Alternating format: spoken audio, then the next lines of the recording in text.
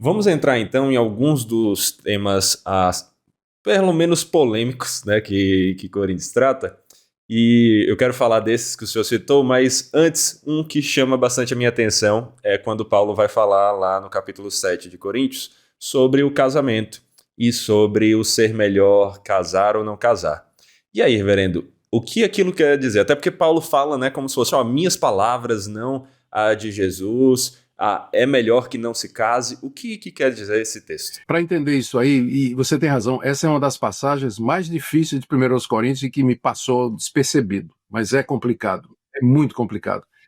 O que ajuda a gente a entender um pouco é lembrar o contexto daquela época. A cidade de Corinto, ela era, como eu disse, uma cidade extremamente imoral. Então, era uma cidade erotizada. O erotismo estava no ar. Então, os cristãos, eles precisavam se cuidar por conta da tentação, né? Por conta da tentação que era muito forte na cidade de Corinto. Não só por conta das prostitutas, mas pelo próprio ambiente da cidade. Cidade muito devassa. Então, leva isso em consideração.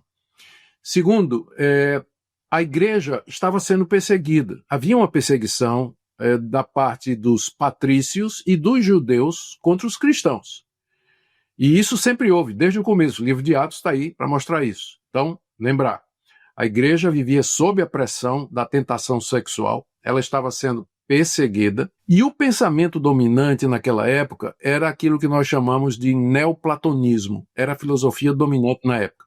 É uma ideia baseada em Platão, desenvolvida pelos seus discípulos, de que a realidade é dividida em dois andares. No andar de cima, você tem um andar daquilo que é espírito, que é a realidade das coisas, e aí você tem virtudes, Deus, espírito, ideias, está tudo aqui no andar de cima. No andar de baixo você tem a matéria, que é ruim, intrinsecamente má e pecaminosa. Então não há o que você tem aqui, por exemplo, esse microfone que eu estou vendo ele aqui, ele é uma expressão, um reflexo do microfone ideal que está no mundo das ideias. Então, é sempre inferior. Então, essa é uma ideia que Platão teve e que seus discípulos desenvolveram e que era o que dominava o pensamento daquela época. E a igreja tem que lembrar, a igreja estava com fervor missionário, muita gente, o evangelho estava se expandindo, muita gente saindo para pregar o evangelho.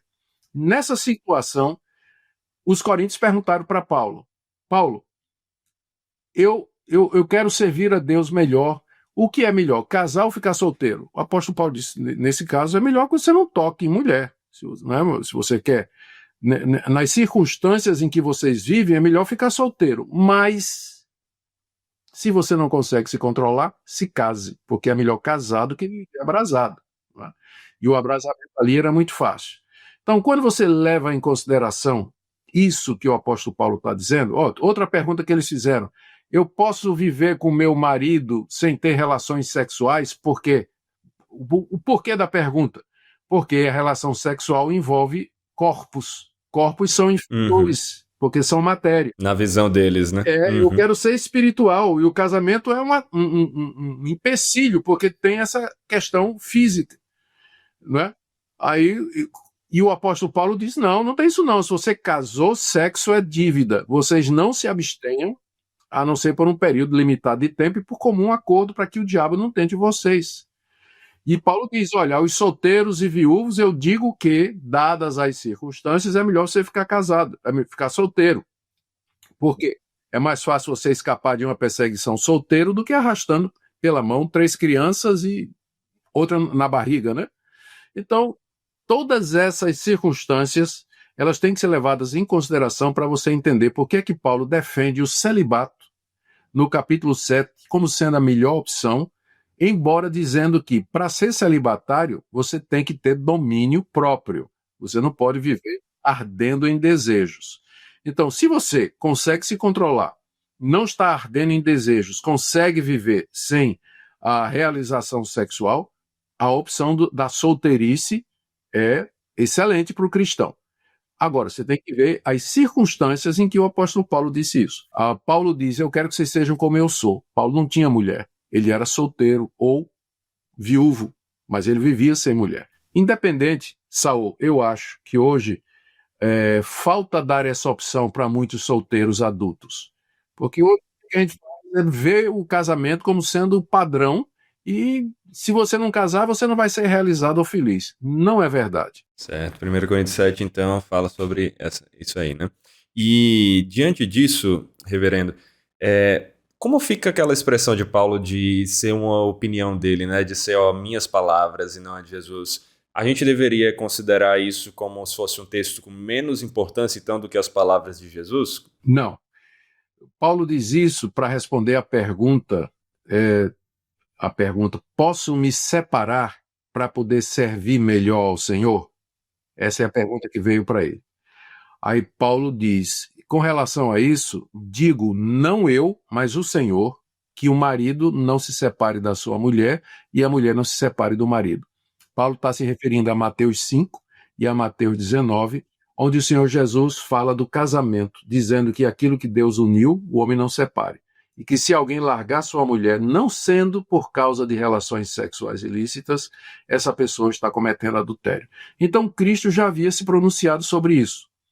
Aí Paulo diz, quanto aos demais, digo eu, não o Senhor. Então quem são esses demais? Veja, quando Jesus ministrou, ele ministrou ao povo judeu, povo da aliança.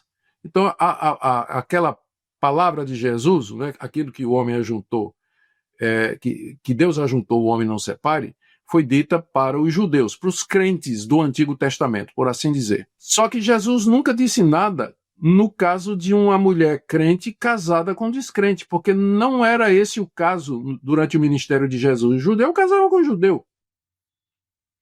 Então não era esse o caso. Mas agora, com a expansão do evangelho, com a chegada do evangelho em Corinto, tinha casais que a mulher se converteu e o marido não. Pergunta da mulher, posso largar meu marido porque ele não é convertido? Resposta de Paulo, eu vou dar uma resposta que Jesus não deu, porque isso não era um assunto naquela época, mas eu, como ministro, como apóstolo de Cristo, eu vou dar essa palavra. É isso que significa, não é que a autoridade de Paulo é menor, ele apenas vai se pronunciar sobre um assunto sobre o qual Jesus não se pronunciou. E a resposta é essa, se o descrente consente em viver com o crente, não largue, não largue. Mas se ele quiser ir embora, pode deixar. Mas não largue o descrente, que não seja essa a sua iniciativa, que você não termine o seu casamento com o argumento da religião. É isso que ele quer dizer. Então, como Jesus não tinha falado desse contexto, então Paulo diz, não, quem fala não é o Senhor, mas eu que falo. Mas a autoridade é a mesma. Mesmíssima autoridade. Excelente, excelente. Isso esclarece bastante porque é uma dúvida que eu já vi, né? Inclusive, há algumas bíblias que, na tentativa de ajudar, acabam fazendo com que pessoas, por equívocos, se atrapalhem quando olham aquelas letras vermelhas para o que Jesus fala e o restante em letra preta, tipo assim, né? Jesus falou, opa, chame sua atenção agora, porque é Jesus falando, autoridade máxima. Agora a letra preta, pode ficar um pouco mais tranquilo, mas não é isso, né? As palavras de Jesus e as palavras que foram inspiradas aqui, que nós temos preservados dos apóstolos, dos profetas, todas vão ter o mesmo peso, inspiradas pelo Espírito Santo, certo? Certíssimo. O próprio Jesus é que disse aos discípulos, o Espírito Santo vai ensinar a vocês o que vocês vão dizer. O próprio Jesus disse. Amém, amém. E uma outra coisa também eu acho que vale a pena só enfatizar. No caso, quando o senhor falou antes ali sobre a questão do permanecer solteiro, e o senhor destacou que existia essa visão errada do neoplatonismo se formando ali, de matéria é ruim, espírito é bom. Essa não é a visão do cristianismo, né? O cristianismo não vê essa dicotomia como se corpo fosse ruim, como se o sexo fosse ruim. São bênçãos do Senhor, então. Bênçãos do Senhor. Deus criou o corpo, Deus criou o sexo, tudo isso é de Deus. A redenção não é só da alma, é do corpo também. A ressurreição dos mortos é a prova disso. Então, é tudo muito bom, maravilhoso. Agora, há gente que...